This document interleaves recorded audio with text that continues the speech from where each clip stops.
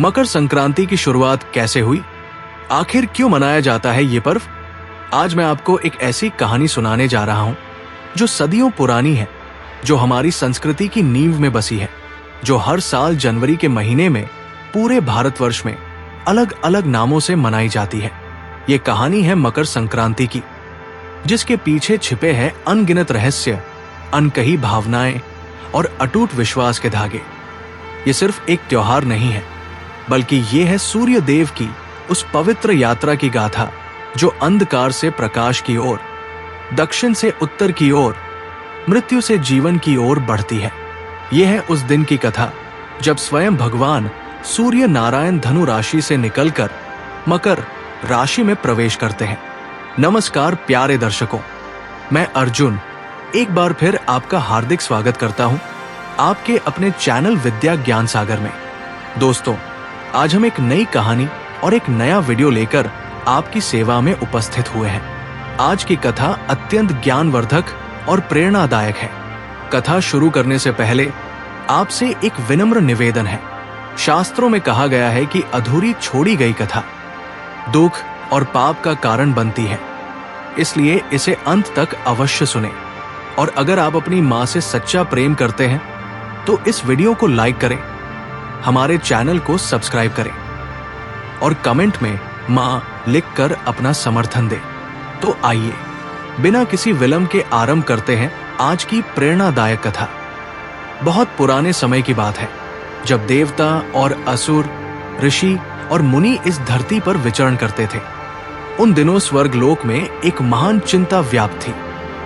देवताओं के राजा इंद्र अपने सिंहासन पर बैठे हुए गहन चिंता में डूबे थे। उनके मुख पर वो तेज नहीं था जो सदैव रहता था। उनकी भौहें तनी हुई थी और आंखों में एक अनकहा भय झलक रहा था। देवर्षि नारद, जो त्रिलोक में विचरण करते रहते थे, इंद्र के पास पहुंचे। उन्होंने वीणा के तार छेड़ते हुए पूछा, देवराज, आपकी ये चिंता का कारण क्या है? क्या कोई नया संकट आ गया है? इंद्र ने गहरी सांस ली और बोले, नारद, मुझे एक भयंकर स्वप्न आया है। मैंने देखा कि सूर्य देव अपने रथ को रोक रहे हैं। उनके साथ घोड़े थक गए हैं, प्रकाश मंद पड़ रहा है और संपूर्ण ब्रह्मांड में अंधकार छाने लगा है। देवर्षि, यदि सूर्य देव अपना मार्ग भूल गए तो क्या होगा? यदि वे दक्षिणायन में ही रुक गए और उत्तरायण की ओर नहीं बढ़े तो संपूर्ण सृष्टि का क्या होगा? नारद मुस्कुराए। उनकी मुस्कान में ज्ञान की गहराई थी। उन्होंने कहा, देवराज, आपको ब्रह्मा जी से मिलना चाहिए। ये प्रश्न सृष्टि के मूल से जुड़ा है। इंद्र और नारद ब्रह्मलोक पहुंचे। वहां ब्रह्मा जी अपने कमल आसन पर विराजमान थे। उनके चार मुख चारों दिशाओं को देख रहे थे। उनके चारों ओर वेदों का पाठ गूंज रहा था। इंद्र ने विनम्रता पूर्वक प्रणाम किया और अपनी चिंता व्यक्त की। ब्रह्मा जी ने अपनी आंखें बंद की। कुछ क्षणों के लिए संपूर्ण ब्रह्मांड में मौन छा गया। फिर उन्होंने अपने नेत्र खोले और बोले, इंद्र, तुम्हारी चिंता निराधार नहीं है, परंतु तुम्हें यह समझना होगा कि सूर्य केवल एक ग्रह नहीं है। वो समय का प्रतीक है, वो धर्म का प्रतीक है, वो जीवन का प्रतीक है। जब मैंने सृष्टि की रचना की थी, ब्रह्मा जी ने कहना जारी रखा तो मैंने तय किया कि प्रकाश और अंधकार का संतुलन होना चाहिए। जीवन और मृत्यु का चक्र चलता रहना चाहिए। सूर्य देव को मैंने ये दायित्व सौंपा कि वे 6 महीने दक्षिणायन में रहेंगे। जब रातें लंबी होंगी, ठंड बढ़ेगी और प्रकृति विश्राम करेगी, और 6 महीने उत्तरायण में रहेंगे। जब दिन लंबे होंगे, गर्मी बढ़ेगी और जीवन का उत्सव मनेगा। परंतु ब्रह्मा जी की आवाज में गंभीरता आ गई। ये संक्रमण का क्षण अत्यंत महत्वपूर्ण है। जब सूर्य दक्षिणायन से उत्तरायण में प्रवेश करते हैं, उस क्षण को मकर संक्रांति कहा जाता है। ये केवल एक खगोलीय घटना नहीं है, ये एक आध्यात्मिक संधि है, एक दिव्य द्वार है। इंद्र ने पूछा, परंतु प्रभु, इस दिन की इतनी महत्ता क्यों है? ब्रह्मा जी ने कहा, इसका उत्तर जानने के लिए तुम्हें एक कथा सुननी होगी। भीष्म पितामह की, महाभारत के उस महान योद्धा की। जिन्होंने मृत्यु को भी अपनी इच्छा के अधीन कर लिया था। युगों पहले जब पृथ्वी पर धर्म और अधर्म का महासंग्राम हुआ, जब कुरुक्षेत्र की भूमि रक्त से लाल हो गई, जब भाइयों ने भाइयों से युद्ध किया, तब एक महान आत्मा ने अपने प्राणों को थाम रखा था। वे थे भीष्म पितामह, जिन्हें गंगा पुत्र के नाम से भी जाना जाता था। भीष्म कोई साधारण मनुष्य नहीं थे। उनके जीवन में त्याग था, तपस्या थी और सबसे बढ़कर एक ऐसी प्रतिज्ञा थी जिसने उन्हें अमर बना दिया। जब वे युवा थे तब उनका नाम देवव्रत था। वे इतने पराक्रमी थे कि स्वयं परशुराम जी से युद्ध करने का साहस रखते थे। वे इतने ज्ञानी थे कि वेदों और शास्त्रों का गहन ज्ञान उन्हें कंठस्थ था। एक दिन उनके पिता शांतनु एक मछुआरे की पुत्री सत्यवती के प्रेम में पड़ गए, परंतु सत्यवती के पिता ने एक शर्त रखी, उनकी पुत्री से उत्पन्न संतान ही हस्तिनापुर की गद्दी पर बैठेगी। शांतनु इस शर्त से दुखी हो गए, क्योंकि देवव्रत तो उनके उत्तराधिकारी थे। जब देवव्रत को यह पता चला तो उन्होंने वो किया जो किसी ने कल्पना भी नहीं की थी। उन्होंने प्रतिज्ञा ली कि वे जीवन भर ब्रह्मचारी रहेंगे और कभी हस्तिनापुर के सिंहासन का दावा नहीं करेंगे।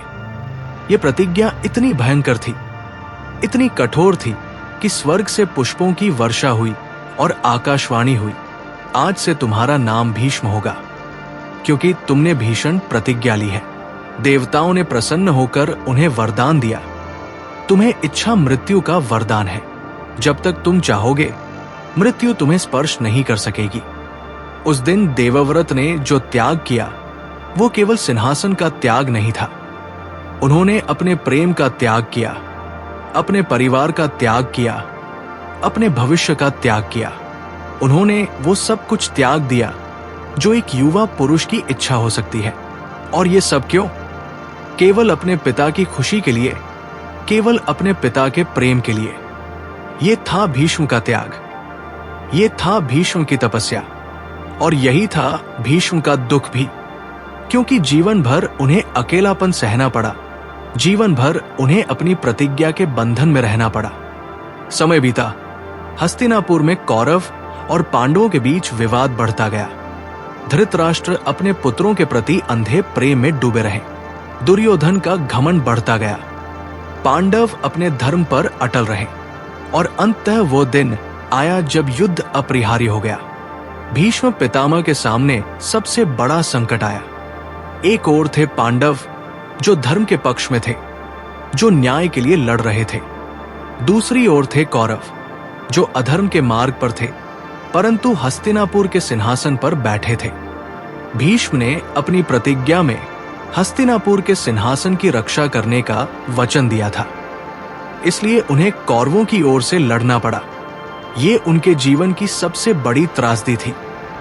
उन्हें पता था कि वे गलत पक्ष में हैं, उन्हें पता था कि पांडव सही हैं, फिर भी उन्हें अपनी प्रतिज्ञा का पालन करना था। ये था धर्म संकट, ये था उनके जीवन का सबसे बड़ा दुख। कुरुक्षेत्र के मैदान में जब युद्ध शुरू हुआ तो भीष्म ने अपना सारा पराक्रम दिखाया। वे इतने शक्तिशाली थे कि पांडवों की सेना में हाहाकार मच गया। 9 दिनों तक युद्ध चला और भीष्म अजेय रहे, परंतु 10वें दिन एक योजना बनाई गई। शिखंडी जो पूर्व जन्म में अंबा थी, भीष्म के सामने आए। भीष्म ने शिखंडी पर बाण नहीं चलाया, क्योंकि शिखंडी को वे स्त्री मानते थे। इस अवसर का लाभ उठाकर अर्जुन ने अपने बाणों की वर्षा कर दी। भीष्म का संपूर्ण शरीर बाणों से बिंध गया। भीष्म धराशायी हो गए, परंतु ये कोई साधारण पतन नहीं था। उनके शरीर में इतने बाण थे कि उनका शरीर धरती को छू भी नहीं रहा था। वे बाणों की शैया पर लेटे थे, जिसे शर सज्जा कहा जाता है। उनका सिर थोड़ा नीचे था। उन्होंने अर्जुन से कहा कि वे एक तकिया चाहते हैं। अर्जुन ने 3 बाण चलाए और भीष्म के सिर के नीचे एक तकिया बना दिया। जब भीष्म को प्यास लगी तो उन्होंने पानी मांगा, परंतु उन्होंने किसी पात्र में पानी नहीं मांगा। अर्जुन ने धरती में एक बाण मारा और वहां से गंगा की धारा फूट पड़ी। भीष्म ने सीधे गंगा मां के जल से अपनी प्यास बुझाई। जब कृष्ण और पांडव भीष्म के पास आए तो उनकी आंखों में आंसू थे। भीष्म ने कहा, हे वासुदेव, मैं जानता हूं कि मेरा अंत आ गया है, परंतु मैं अभी प्राण नहीं त्यागूंगा। कृष्ण ने पूछा, क्यों पितामह, आप इतनी पीड़ा में क्यों हैं? आप तो इच्छा मृत्यु के वरदान से संपन्न हैं। भीष्म की आंखों में एक अजीब चमक आई। उन्होंने कहा, कृष्ण, मैं दक्षिणायन में अपने प्राण नहीं त्यागूंगा। मैं उत्तरायण की प्रतीक्षा करूंगा। मैं मकर संक्रांति की प्रतीक्षा करूंगा। ये सुनकर सभी चकित रह गए। युधिष्ठिर ने पूछा, पितामह, क्या इतना महत्व है उत्तरायण का?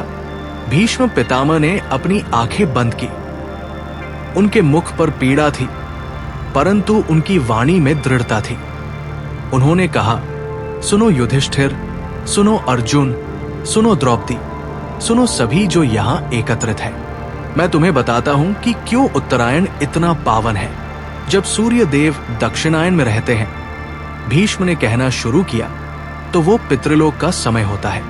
उस समय जो आत्माएं शरीर छोड़ती हैं, वे पितृलोक को जाती हैं।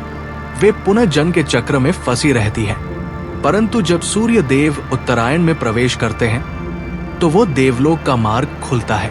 उस समय जो आत्मा शरीर त्यागती है, वो सीधे ब्रह्मलोक को जाती है, मोक्ष को प्राप्त करती है। गीता में स्वयं भगवान कृष्ण ने कहा है। भीष्म ने अपनी आंखें खोलते हुए कृष्ण की ओर देखा। अग्निर्ज्योतिर शुक्ल षण्मासा उत्तरायणम तत्र प्रयाता गच्छन्ति ब्रह्मा ब्रह्मविदो जनाय। अर्थात जो योगी अग्नि, प्रकाश, दिन, शुक्ल पक्ष और उत्तरायण के 6 महीनों में शरीर छोड़ते हैं, वे ब्रह्मा को प्राप्त होते हैं। मैंने अपना संपूर्ण जीवन धर्म में बिताया है। भीष्म की आवाज में भावना आ गई। मैंने त्याग किया, तपस्या की, परंतु अंत में मुझे अधर्म के पक्ष में लड़ना पड़ा। ये मेरे जीवन का सबसे बड़ा दुख है। परंतु मैं चाहता हूं कि मेरी मृत्यु पवित्र हो। मैं चाहता हूं कि मेरी आत्मा को मोक्ष मिले। इसलिए मैं मकर संक्रांति की प्रतीक्षा कर रहा हूं। कृष्ण मुस्कुराए। उनकी मुस्कान में करुणा थी, प्रेम था। उन्होंने कहा, पितामह, आप धन्य हैं। आपने जीवन भर धर्म का पालन किया। आपको मोक्ष अवश्य मिलेगा। भीष्म पितामह उस शर सज्जा पर 58 दिन तक लेटे रहे। 58 दिन। कल्पना कीजिए उस पीड़ा की। उनका संपूर्ण शरीर बाणों से बिंधा हुआ था। हर सांस के साथ असहनीय पीड़ा होती थी, परंतु उन्होंने अपनी इच्छा शक्ति से प्राणों को थाम रखा था। इन 58 दिनों में भीष्म ने युधिष्ठिर को राजधर्म का उपदेश दिया। उन्होंने जीवन के गूढ़ रहस्य बताए। उन्होंने धर्म, अर्थ, काम और मोक्ष के बारे में विस्तार से समझाया। उन्होंने बताया कि एक राजा को कैसा होना चाहिए, एक पिता को कैसा होना चाहिए, एक पुत्र को कैसा होना चाहिए। ये उपदेश इतना महत्वपूर्ण था कि आज भी महाभारत के शांति पर्व में इसे पढ़ा जाता है। रात के समय जब सभी चले जाते थे, तो भीष्म अकेले होते थे। तारे आकाश में टिमटिमाते थे। ठंडी हवाएं चलती थी। भीष्म उन तारों को देखते थे और अपने जीवन को याद करते थे। उन्हें अपनी मां गंगा याद आती थी, जिन्होंने उन्हें जन्म दिया था।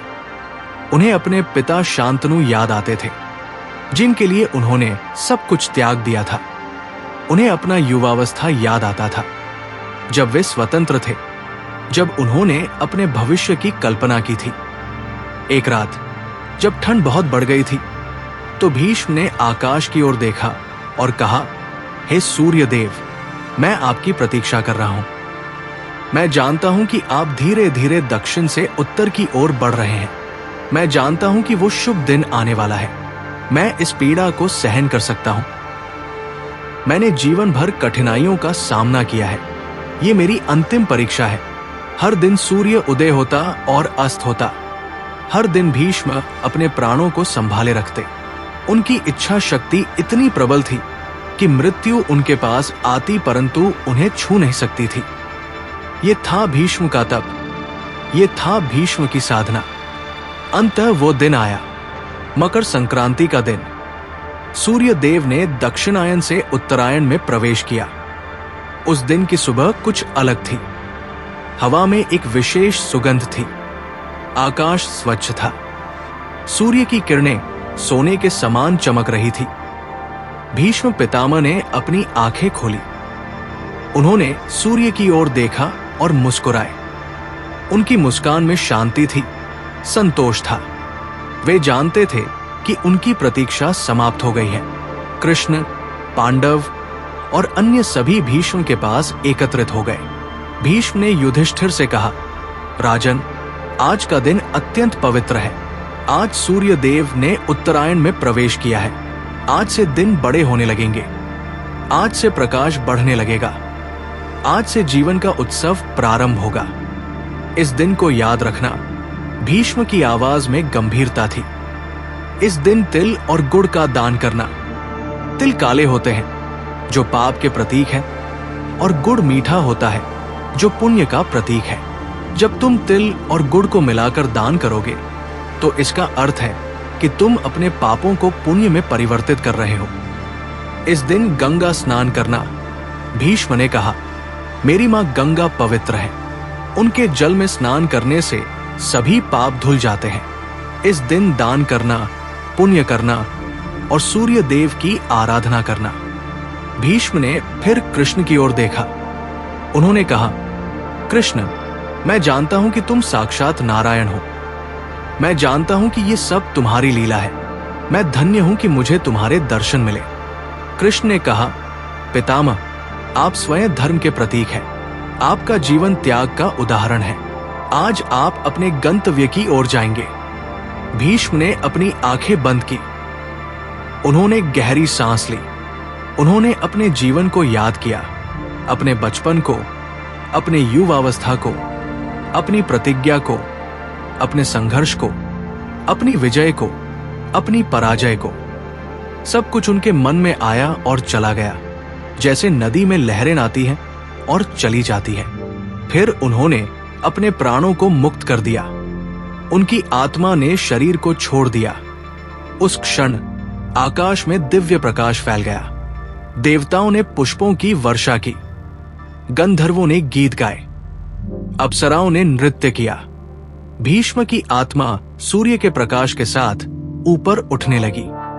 वो इतनी तेजी से ऊपर जा रही थी, मानो वर्षों से किसी ने उसे बांध कर रखा हो। वो आत्मा ब्रह्मलोक की ओर बढ़ रही थी, मोक्ष की ओर। और उस दिव्य यात्रा में भीष्म को शांति मिली, उन्हें मुक्ति मिली। पांडवों ने रोते हुए भीष्म के शरीर को प्रणाम किया। कृष्ण ने मुस्कुराते हुए कहा, भीष्म ने अपना उद्देश्य पूरा कर लिया। उन्होंने संसार को दिखा दिया कि मकर संक्रांति कितना पवित्र दिन है। आज से ये दिन सदा के लिए पवित्र हो गया।